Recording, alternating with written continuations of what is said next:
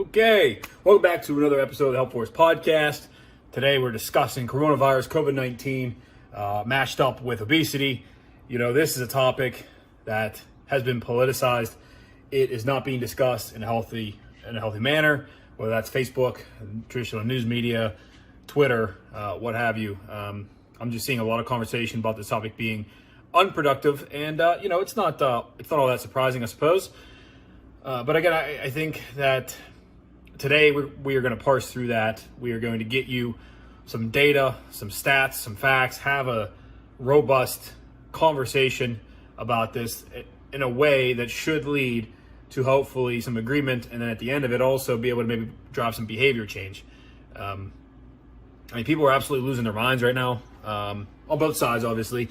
But this is the difficulty, I think, with modern day politics, because you take an issue that should be uniting people together, that should be fought together, and essentially it just gets divided into two groups. And it's all identity politics. It's if people succumb to that, if you succumb to an identity instead of being an individual, you're going to go with your groupthink. And so whichever group you classify yourself as or identify with, that creates your own opinions. And then you simply follow the talking points. You follow what your side's saying. You have to demonize the other side.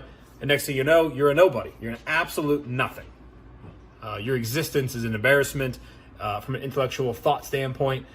And unfortunately, social media, I think, just exposes that. It's not that Facebook and Twitter created this environment for us to embarrass ourselves in conversations. I think that potential was always there. It's just, this is an easy way for us to actually fulfill that potential, to have a conversation, to submit your reply.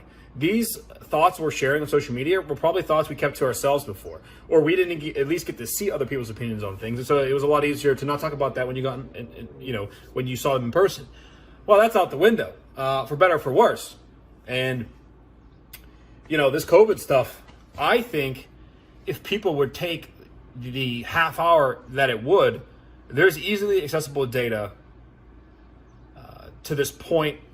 Now, there's a big issue about the reliability of the data, which I share a massive concern, because essentially, almost on a lot of the points, there may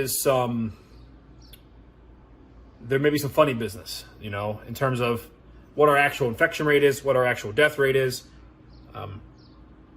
There are reports that hospitals that do report more COVID deaths are going to receive more money. Therefore, they're financially incentivized that if somebody dies and they have corona and they tested positive, regardless as to how they actually died, they are encouraged through that system to put COVID as the cause of death. They will receive more financial gain out of it. Is every hospital doing that? I'd like to think not. Are some? Probably. And so, I get that the data isn't a perfect picture. It's not, but I think that we can still surmise some things from a lot of the more generic stuff. So that's why I get cautious about, deep diving into, the mortality rate's actually 6%. It's not 3%. That to me is a lot tougher to dissect, because you are having people dispute what is an actual COVID death and what's not. So that's just one data point to show you that it's not a perfect system. Nothing I say here today is perfect. Nothing that I say and bring up is absolute. But again, I think that this will allow us to really do some introspection. When you go through a time like this, unprecedented times, you are on lockdown in a free country, something that doesn't happen. This is the first time it's happened in my life that I can remember, obviously. I'm 30, so nothing like this has ever happened. Even 9/11, when we were attacked, 9/11, I think there was like a 2-week sort of like mini lockdown sort of a thing. And then it was back to usual. We're playing baseball and everybody's getting patriotic and cheering it on. And that was only, about 20 years ago now. It's only about 20 years ago. And since then, the country has become more divided along political lines. And essentially, instead of people thinking for themselves, we are stuck into two groups. So that's first. I had to address it from that standpoint. The second thing I'd like you to do, if you're listening to the podcast, you have to do this in a way and set aside your preconceived notions. You're probably coming into this episode having an opinion already. And the reason for that is, like I said, the culture, the society we currently have set up, it's A or B. It's left or right. It's Democrat or Republican. It's set up so that you're supposed to pick a side, and that's where you get all your answers and your opinions from. Now, I understand that that's not everybody. There's people in the middle, people that are identified as third party, and that's fine. But most are going to be split either more left, more right. So, people are just absolutely losing their minds again on social media, and they're fighting, and they are talking right past one another. You've got one element saying, oh my God, this is the deadliest thing that's ever been in my lifetime. This is the worst. We need to put on masks. We need to not do anything until there's a cure or vaccine. We've got to put everything on lockdown. This is so serious. You've got that element. And then on the other side, you've got people saying this is nothing, comparable to the flu. More people die with car accidents. What the hell is going on? Open up business. We're killing our businesses. We're killing the economy. And most people will identify with one more than the other. Okay. This podcast obviously is not to separate out those two sides and to say which side's right or wrong. That's not the purpose of this podcast. The purpose of today's podcast, we're going to get into the stats and data on coronavirus, COVID-19, in relation to pre-existing conditions, specifically obesity, because this is a fitness podcast, and this is something that's not really being talked about like it needs to be. In fact, I've actually interacted with some individuals who, to my shock and surprise, neglect their own fitness in regards to their fear of COVID. We have people that are more afraid of COVID-19 than they are of their own fitness and obesity, overweight / body fat percentages. That, to me, that's an issue. And today's podcast is to really try to drill in on that because what we're going to get into here is again, how this virus attacked and affected those that were actually classified as obese or overweight. So here we go.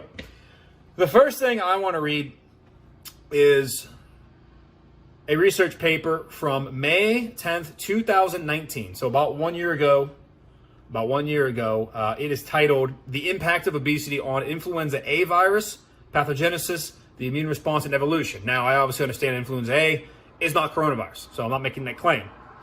However, what I'm going to do is talk about how an obese individual or somebody that is suffering from obesity, how their immune system generally works in regards to viral responses. What happens when a virus comes into that body and why it's different for somebody who is out of shape, for somebody who is carrying excess body fat. And then you can, again, we'll talk about the complications that arise, whereas somebody that has a normal healthy body fat percentage level does not have the same complications. So this was done by Rebecca Hauntz and Stacy Schultz-Cherry. And again, is it a little ironic that it's a year ago today? Maybe. But again, influenza A is more of the common flu strain. I believe it's influenza virus A and B that we do have vaccines for. So this is not coronavirus, but I think it will still serve its purpose and it'll be somewhat of a comparison for us. So I'm going to read the abstract. Again, I just got this off of NCBI, U.S. National Library of Medicine. Again, public paper. Anybody can go and read it. I gave you the information to search it yourself. Very, very long. So I'm going to read the abstract, the conclusion, maybe a little bit of the methods, so we can understand what they tried to do. Quote, "With the rising prevalence of obesity," by the way, stop. Our obesity rate, I've covered in a previous podcast, is now at about 43% as a U.S. adult population. Absolutely absurd. Most cases completely in our control. We are not engaging with self-responsibility and accountability to handle that stat. We are essentially doing this to ourselves in most cases. And, whether it's a lack of attention, a lack of caring, a lack of effort, it's not getting better, and it doesn't appear to get better anytime soon, considering that just in about 7 years ago, 2013, the obesity rate was about 34%. So it's gone up nearly, 40, 45, 50% increase in the last 10 years. So, we've got issues. I'm going to go and read this. Okay, here we go. Quote, "With the rising prevalence of obesity has come an increasing awareness of its impact on communicable disease. As a consequence of the 2009 H1N1 influenza virus pandemic, obesity was identified for the first time as a risk factor for increased disease severity and mortality in infected individuals." Stop. Okay, that last line is not talked about today in terms of the corona discussion. And it absolutely should. When we went through H1N1 influenza pandemic, 2009, obesity was identified from that experience, from that event, for the first time as being a significant risk factor in regards to an increase of disease severity and mortality, meaning death. So to put that into basic terms, if you were obese, you were more likely to have a severe case of H1N1 and die. Okay? So we knew about this from 2009, the impact of obesity on our immune system and our ability to fight viruses. We knew it. But in the context of today, that's not being discussed. A lot of us are riding off of fear. Oh, well, this is so contagious. Oh my God, it's so deadly. And again, it doesn't let us hit at who it's deadly to, why it's deadly to these certain populations, because it's not to everybody. It's not deadly and contagious to everybody. Okay? It has the potential, certainly. There are people that are under age 30 that have died from coronavirus.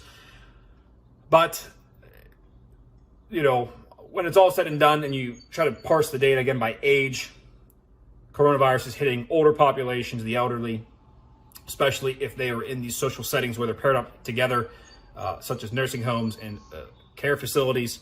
And then it's also hitting people that have complications to their current health, aka obesity being one of those factors that compromises your immune system. So we knew about this. It's just, again, to me, it's a little mind-blowing that this is not part of the discussion today. We're not talking about, hey, maybe we should take a more proactive approach. If we were a healthier country, maybe this would not be as significant of an issue as it would be. You know, that's an angle that I think is perfectly legitimate. I think there's good data to suggest that if we were more fit as a population, we obviously would be, we have better health. Both outcomes, probably cost, probably a lot of things. And so again, this isn't anything new. We've known this about obesity. Furthermore, the efficacy of antivirals and vaccines is reduced in this population. And obesity may also play a role in altering the viral life cycle, thus complementing the already weakened immune response and then leading to severe pathogenesis. If current trends continue, nearly 50% of the worldwide population is projected to be obese by 2050, which is a disgusting stat, by the way. This population will have a growing impact on both non-communicable and communicable disease. They reflect global evolutionary trends of influenza. So, you know, they're painting a pretty dark picture. They're essentially saying, hey, we analyzed this 2009, you know, with the help of the 2009 data we have from the H1N1 and looking more broadly, we are able to kind of find and see that people that have obese BMIs or those that are not in shape, not fit, their immune systems are compromised compared to those that are not obese, that are at a healthy weight and a healthy body fat percentage. Furthermore, vaccines seem to work less. They don't have as strong as an immune response. And this may have impact the world, because if the world is more unhealthy, trends and viruses and sickness is easier spread, and thus will take up more of our resources and cost us more money in the end. So not a great picture painted. The good news that I will give to those that are paying attention now and feeling despair is that this is a complete, in my opinion, mostly in our complete control. There's no reason for anybody to be obese. I think overweight is something that it's not that I'm lenient towards it, but you know, being a couple pounds overweight is not the same as being obese. Okay, so you don't just go to bed one day and wake up and be, oh my God, I'm obese. I know we have jokes about freshman 15 and things like that. Not the same having a couple extra pounds versus being obese. Obese is a whole other category. Okay, so I'm going to skip down here to, I think I'm going to read some of their, I mean, it's a lot of science. I'm not going to read it. Everybody that would be listening, their eyes would roll back in their heads. They'd go to sleep. They'd pass out. Their brain would hurt. A lot of science, a lot of cool infographics that have it in picture form to explain some of this stuff about the immune system. The part that I want to read is their conclusion, I think. Do I want to read any of this method stuff? No, I don't. I'll read the conclusion. So, maybe I should read what they did. Does that help anybody out? They essentially, they've looked at the history of obesity in recent times here, and have parsed out the data about people that get more sick, the common factors that they have in regards to the influenza A virus. So who's dying from influenza A, and then they are figuring out how it's affecting those people's immune systems. So the conclusion of this study is, quote, overall, the baseline inflammatory obese state presents a barrier to the induction of a robust antiviral response. Innate and adaptive immune responses are delayed or blunted, allowing increased viral spread and extended infections in the obese host. So I'll try to translate some of this to basic human talk as best I can. There's a reason I didn't read anything else about the methods above and a lot of the in-depth analysis. That's something I'll read personally. I think it's interesting. If you would be interested by that kind of stuff, go ahead. I've given you how to find the study. But I'll rephrase here this last statement. It's essentially what they're saying is, when you're obese, your body is in a state of inflammation. I'm trying to best use inflammation in a way that makes sense, so I don't sound like a stupid chiropractor or alternative medicine idiot. But you know how you bump your elbow off of a desk or a wall or a door frame, something really hard, and it hurts. And then it swells up, it gets red, you get a bump, something like that. That essentially is, I guess, for the purpose of this conversation, a good enough example of an inflammatory response to an injury. So essentially, when you're obese, it's not exactly the same, but think of it as your body similar to your elbow. It's almost constantly in a state of being damaged, not up and running, quote unquote, not running at 100%. It's not a clean motor. Like, I'm trying to just give basic examples to people. That's essentially what's happening. When you're obese, your body's in a constant state of inflammation and damage. And so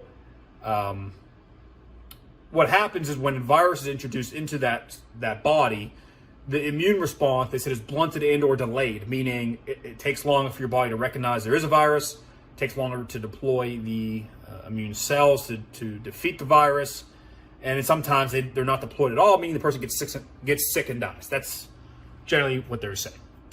To continue, immunopathological responses late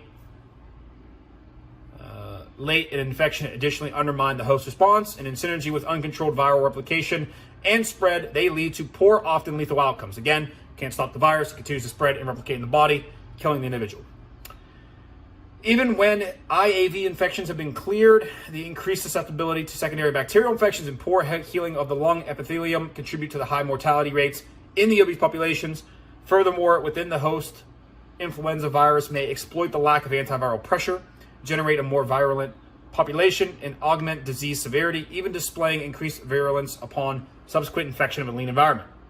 The extent to which these findings can be extrapolated to other respiratory viruses remains unclear. The continued refinement of human primary cell cultures in the translational obese ferret model will enable a greater mechanistic understand of the impact of obesity on influenza pathogenesis, the host response, and the evolutionary dynamics of the virus. The growing prevalence of obesity is alarming, as infection of an obese host may soon be the standard pathogenesis instead of the well-characterized infection of a healthy weight host. With increasing infections in the obese host, so too may the incidence of severe influenza pandemics increase as a result of increased viral shedding and transmission and the emergence of novel viral variants. Curbing the obese epidemic will not only improve the quality of life for those millions of people directly affected, it will also dampen the impact of obesity on infectious disease. Okay, hopefully you see why I didn't read the whole damn thing. That paragraph alone was a mouthful. Now, think about it this way. You have an infection, you have a virus, and it is contagious. So you have an individual who is obese, who has a compromised immune system that is not as efficient at defeating disease as somebody who is lean and healthy. That person picks up the virus somewhere, it comes into their system, they are not able to defeat the virus efficiently, it replicates, that person spreads it to others around them, it sheds, the virus sheds, they transmit it to others, and then next thing you know, other people are sick. Both unhealthy and healthy people. So what they're saying, to sum them up again, to paraphrase from my standpoint, the thing that I take away from this is not only is the person compromised, the obese individual they're compromising their own immune response to viruses, but they are directly leading to the increased spread of it because they are inefficient in dealing with it in the first place. Whereas somebody else with a better immune system, a better functioning one, may pick up the virus because every day we're out and about touching things, picking up bacteria and viruses. Maybe they're able to defeat the virus inside their own body and they are not spreading it to others, and or it's not as severe. That actually helps society. It's not just that individual. So a very interesting contribution. Again, if you want to read it on your own, it is very lengthy, but it is a public paper. Impact of Obesity on Influenza A Virus Pathogenesis, Immune Response, and Evolution by Rebecca Hans, Stacy Schultz-Cherry. Just go to Google. Just type that in. What I just read, type it in. It'll come up. Have at it. Something else I want to read here is an abstract only part. So this is not a public paper in full, but this is another research done. It's called Factors Associated with Hospitalization and Critical Illness Among 4,103 Patients with COVID-19 in New York City. So this is brand new. The date is April 8th, 2020. Okay, so about a month and a half old. Again, they're going to look at associations with people that were hospitalized among the 4,001 at the time, the 4,103 patients that had COVID-19 in New York City. Okay. The article is preprint. It's not been peer reviewed yet. So again, peer review is an additional layer that does help research become, I guess, better evaluated first. So others will have to critique this and they'd have to defend their paper against them. So this has not been done yet. That being said, I still think it's interesting to read through it. So the only thing that's out that you can publicly see is the following. Oh, I should give credit. This is done by Christopher Petrelli et al. So you got Simon Jones, Jing Lang, Harish, Luke O'Donnell, et cetera, et cetera, et cetera. So there's a bunch of people on this one. Quote, little is known about factors associated with hospitalization and critical illness in the COVID-19 positive patients.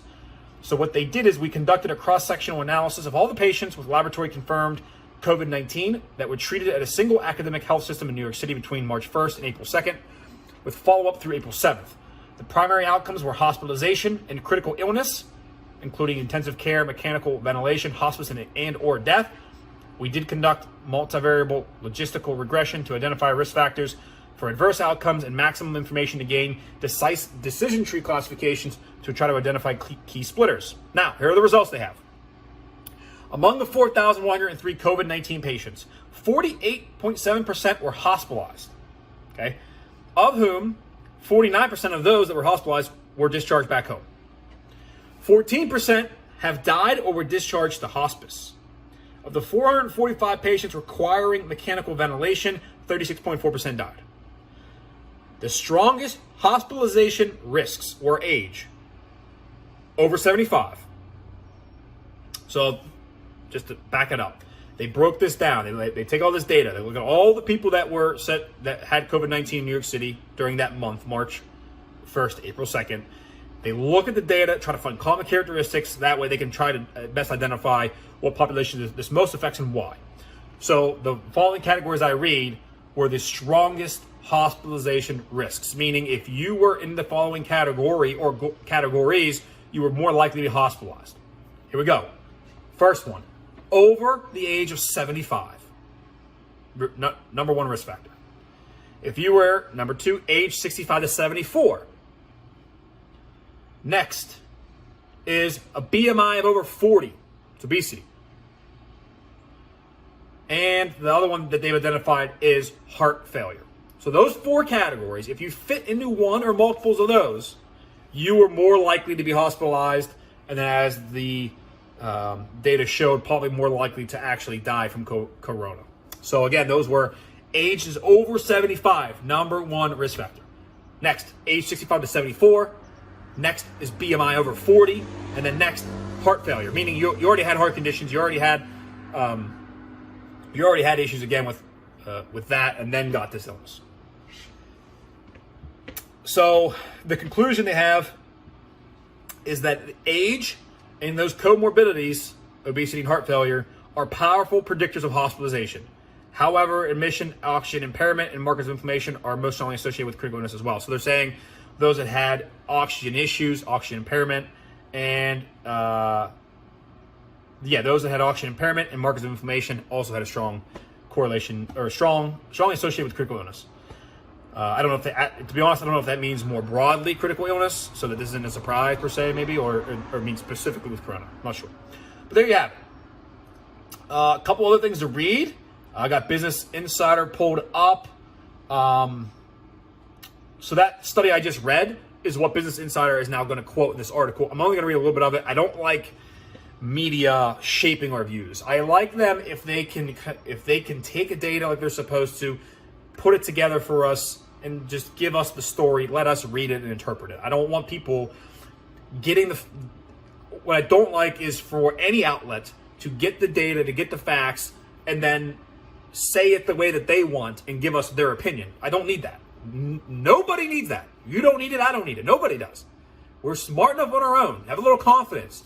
If we just get the results, get the data, read it, consume it, think about it, we can come up with some ideas and opinions for ourselves, which is something that I think is critically lacking at this time, as said in my opening monologue. Now, I just read you the research that they're using. Again, it's new, hasn't been peer reviewed yet. It's fine, it's still relevant. What they are saying is, in the largest study so far, U.S. hospital admissions for COVID-19 found that obesity was the single biggest chronic risk factor for admission, ahead of heart and lung diseases. Age remained the biggest predictor. Early research and anecdotes have suggested that America's obesity epidemic could have made the coronavirus pandemic more complicated and deadlier. And while weight and BMI are imperfect metrics of health, there are physiological reasons that excess body fat can complicate respiratory illness. Again, this is just called obesity is the biggest factor driving New York City's coronavirus hospitalizations after age. So again, age, obese. Those two things, if you are in those categories, you are susceptible. And it's not just corona, it's any illness. It is any illness. Your immune system is not as strong and or compromised as those that don't have those, or that are younger. The New York Times, another article from them, says obesity is linked to severe coronavirus disease, especially for young people. Okay, young adults with obesity are more likely to be hospitalized, even if they know that. So again, here we are.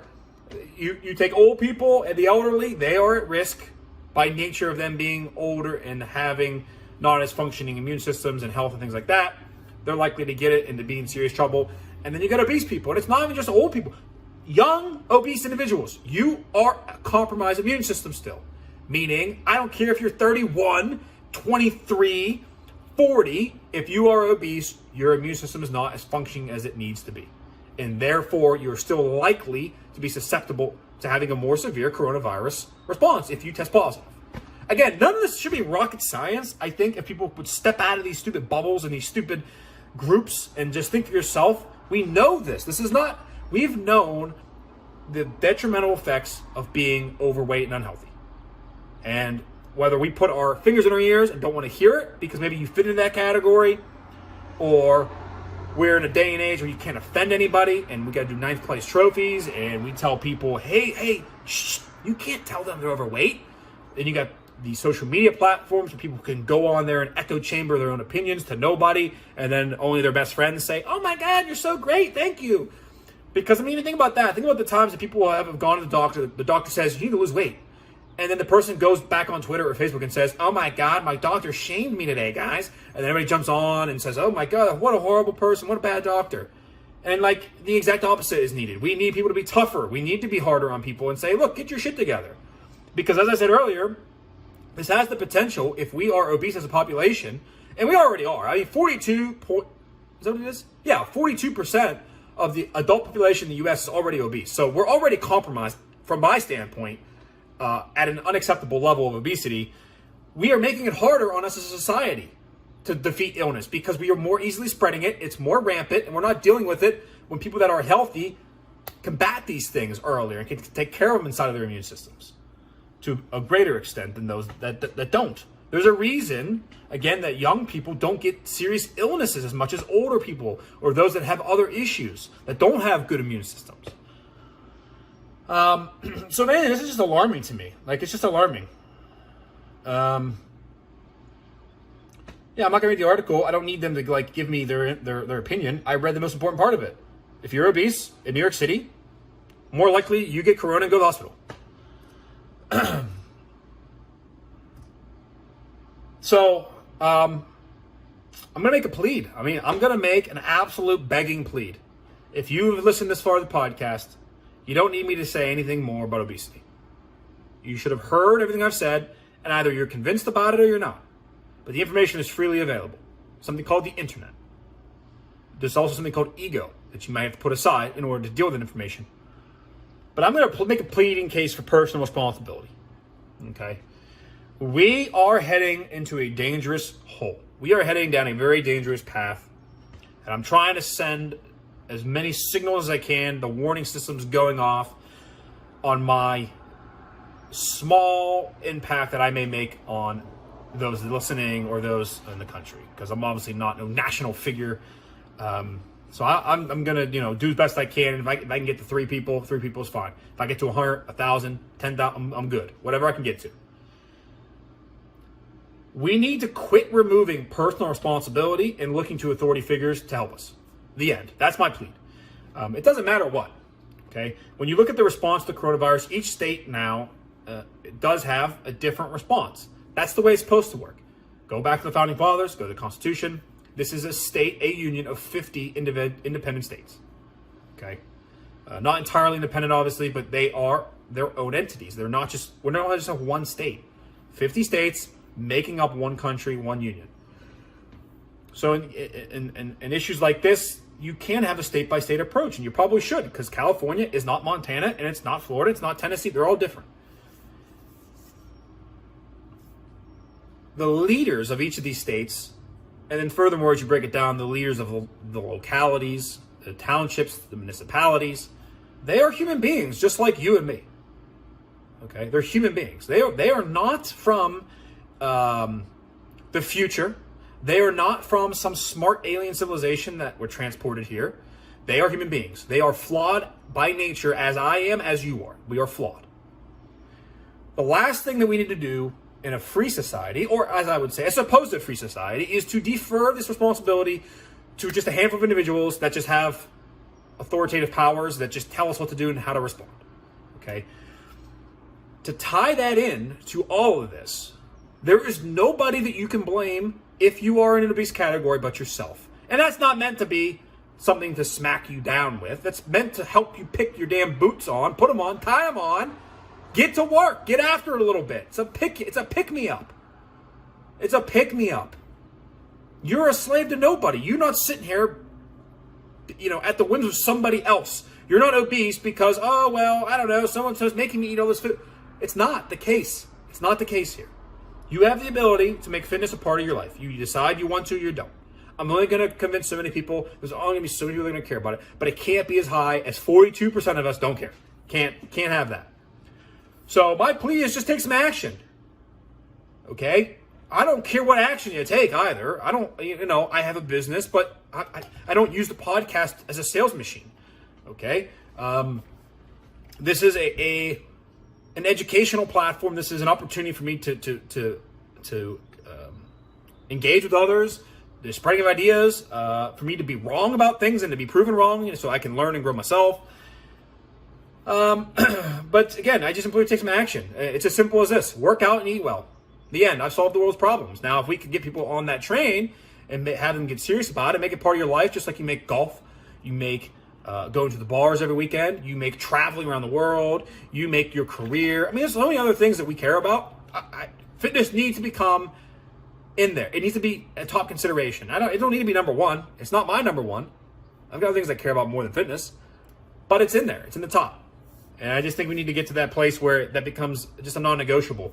And probably in the end, the whole shaming thing is probably going to work counterintuitively than what we thought. When we first had this fat shaming thing, first of all, it's fake.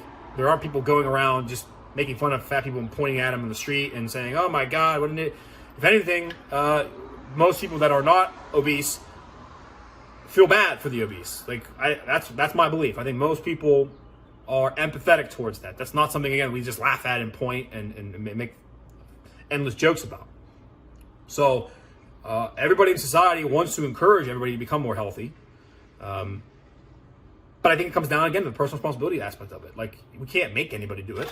So work out, eat well. If you're confused about that, there are plenty of resources. We have an app, free program, ramseyfitness.com/services. Fill out your information, get on the free app, you have your workouts done. There's also a meal plan that comes with it, pretty generic. But again, these are things that if it's part of your life, you're going to put some effort into it. Whether that's time or money, you got to do something, put some effort into it. So it's kind of where I want to wrap it up. And, I know we touched on COVID because it's the current event of the day, but it's really more of a podcast about obesity. And like, just to show again, more impact that people, you think you're so invincible, until you're hit with a tragedy. I interviewed a guest on the podcast, Paul Fisher, I think it's Paul. It's been a while since I talked to him, but I had a conversation with him, and Paul said to me, I was never like super out of shape, but I never really got serious about it until there was a family event that happened. And somebody got really sick in our family, and it was a wake-up call, and then I just said, enough's enough. And like, that unfortunately is the story for most people. So individuals like Paul then contribute a lot, they dedicate a large part of their life to helping others realize that without the catastrophic event and traumatic event, because although he was lucky and his family members survived, there are others that don't and die prematurely, unnecessarily. And that's just the hardcore truth of the matter. And so again, if you're able to take some self-responsibility for yourself, make fitness something that is worth pursuing. Not only is it good for you, your family, your future potential, your immune system, your ability to fight disease off in the future, but also now there's a societal impact where, again, if you're somebody that has a compromised immune system, essentially voluntarily by being overweight, you are contributing to the spread of that disease, whether it's influenza A, whether it's corona, whether it's something else in the future that comes, because this won't be the last illness that sweeps through the world and our country. Coronavirus is not the end. There will be something else, and it is in our best interest to be in as best shape as we can, have our immune systems not be compromised, and be able to fight these things. So again, I'm hoping I can change one person's mind. That person takes some action today, gets into some workout routine, gets on the way to eating better, eating more healthily, and that's really it. So corona obesity, not good.